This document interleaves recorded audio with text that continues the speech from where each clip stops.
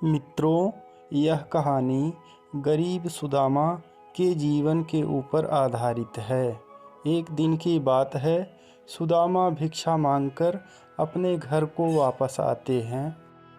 तभी उनकी पत्नी कहती है कि बताइए, आज कहीं पे कुछ भिक्षा मिल पाई कि नहीं मिल पाई। सुदामा कहते हैं कि प्रयास तो बहुत किया, लेकिन कहीं से कुछ मिल नहीं पाया। ऐसा सुनने के बाद उनकी पत्नी कहती हैं कि आप तो रोज़ जाते हैं भिक्षा के लिए, लेकिन आप भिक्षा कहीं पाते नहीं। ऐसा कहकर वह नाराज़ होकर घर से बाहर चली जाती हैं। सुदामा काफ़ी देर तक अपनी बात को समझाते हैं, लेकिन उनकी बात एक नहीं सुनती हैं और सुदामा थोड़ी देर तक बोलते हैं और चुप होकर कुछ सोचने लगते हैं। और फिर से वह दोबारा भिक्षा की याचना के लिए फिर से गांव की तरफ निकलते हैं। गांव की तरफ निकलने के बाद वह जाते हैं गांव में फिर से भिक्षा की प्रयास में कि कहीं पे कुछ मिल जाए तो शाम का भोजन अच्छे से हो जाएगा और बीवी और बच्चे भूखे नहीं सोएंगे। ऐसा कहकर वह निकलते हैं और एक स्त्री जो अपने घर के बाहर खड़ी होती है उसके पास जाते हैं और भिक्षा की याचना करते हैं। कहते हैं कि हे माता, कुछ हमें भिक्षा दे दो जिससे हमारे घर परिवार का पेट भर सके। हम बहुत भूखे हैं कई दिनों से। ऐसा सुनते ही वह स्त्री कहती है, हे ब्राह्मण देवता, हम आपको कुछ भोजन कराएंगे और दान और दक्षिणा भी देंगे, जिससे आपका आज और कल का दोनों दिन का जीवन यापन आराम से हो सके। ऐसा कहकर वह ब्राह्मण को लेकर घर में चली जाती हैं और सुदामा को भोजन कराती हैं और भोजन कराकर कहती हैं कि हे ब्राह्मण देवता, खूब अच्छे से भोजन कर लीजिए और कुछ अनाज मैं आपको दे दूंगी, जिससे आपके बीवी और बच्चे भूखे नहीं सोएंगे। भिक्षा लेकर गरीब सुदामा अपने घर की तरफ निकल पड़ते हैं और जाते जाते कुछ दूर के पश्चात उनका घर समीप आ जाता है और वह अपने घर की तरफ पहुंचने ही वाले होते हैं। घर में प्रवेश करते हैं, तभी उनकी बीवी उनका रास्ता देख रही थी कि कब स्वामी आएंगे और हमें कुछ खाने को मिलेगा। और बीवी यह सोचती है कि बच्चों को क्या खिलाएंगे।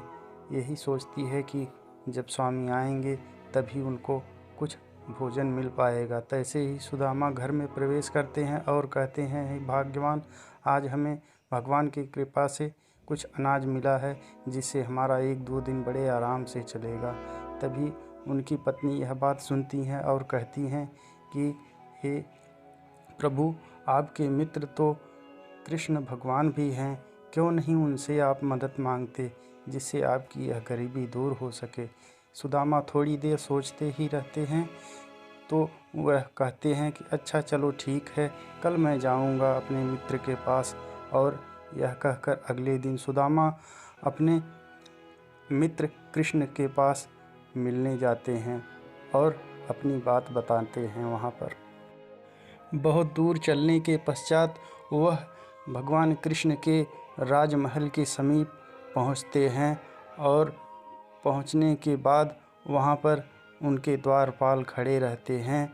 उन द्वारपालों से वह सुदामा अपनी बात कहते हैं कि मैं कृष्ण का मित्र हूँ, मैं उनसे मुलाकात करना चाहता हूँ, मैं उनसे मिलना चाहता हूँ। द्वारपाल उनकी हालत को देखकर कहता है कि हे गरीब ब्राह्मण, तुम कृष्ण के मित्र कैसे हो सकते हो? वो इतने बड़े हैं और तुम इतने भिखारी फटे लिपटे कपड़े पहनकर आए हो और कह रहे हो मैं कृष्ण का मित्र हूँ। बड़े प्रयास के बाद वह द्वारपाल सुदामा की बात को सुनता है और भगवान कृष्ण के पास जाता है और कहता है, हे प्रभु, आपका मित्र कोई मिलने आया है, बड़ी गरीबी हालत में है, वह फटे पुराने कपड़े पहनकर आया है और उनका नाम सुदामा बताता है। तभी कृष्ण भगवान सुदामा नाम सुनते ही अपने राजमहल से दौड़ पड़ते हैं और वह दौड़ते दौड़ते सुदामा से मिलने के लिए अपने राजमहल से बाहर आते हैं और सुदामा एक वृक्ष की छाया में जाकर बैठ जाते हैं। वहाँ पर भगवान कृष्ण का इंतज़ार करते हैं। जैसे ही कृष्ण भगवान सुदामा को देखते हैं और देखते ही उनसे बड़े भावुक हो जाते हैं। कहते हैं कि हे मित्र, तुम बड़े दिनों के बाद मुझसे मिलने आए हो, क्या ऐसी दिक्कत है, मुझे बताओ। तभी सुदामा अपनी गरीबी हालत को बता नहीं पाते हैं और शर्म के मारे कुछ कहते नहीं हैं। तभी भगवान कृष्ण उन्हें ऊंचे आसन पर बैठाकर सारी हालचाल पूछते हैं और कहते हैं कि हे मित्र सुदामा, भाभी ने मुझे कुछ खाने के लिए दिया है कि नहीं।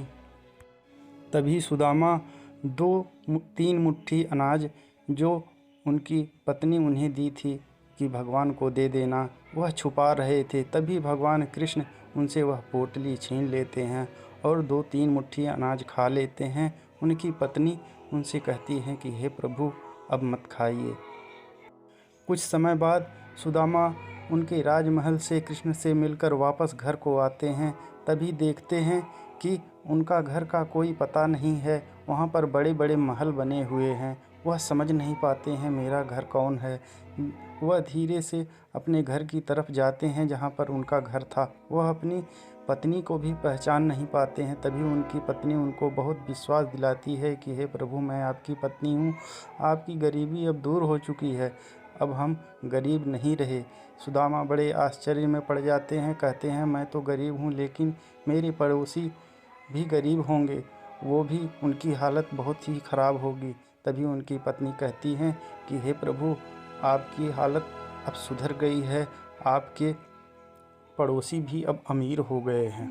मित्रों, इस कहानी के माध्यम से कृष्ण और सुदामा के प्रेम को दर्शाया गया है। मित्रों, अगर यह कहानी पसंद आई हो तो लाइक और सब्सक्राइब कर दो और एक छोटा सा कमेंट भी।